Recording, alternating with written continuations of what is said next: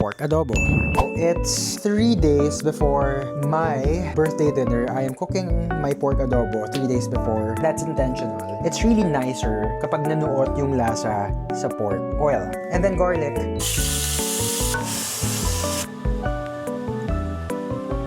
Medyo malambot na. Actually, hindi naman medyo. Tignan natin. Siya, malambot na, oh. Now's the time to add the soy sauce. Nabili ko, Silver Swan. Meron din dito. Pero mas mahal. Okay, now we have to add the bay leaves. At first, when I started cooking adobo here, I was so scared that I wouldn't be able to find this thing. So I was so happy when I found it at H Mart. Pero sobrang mahal niya, wala namamahalan ako. I think it's 300 pesos yung equivalent. But can you really cook adobo without laurel?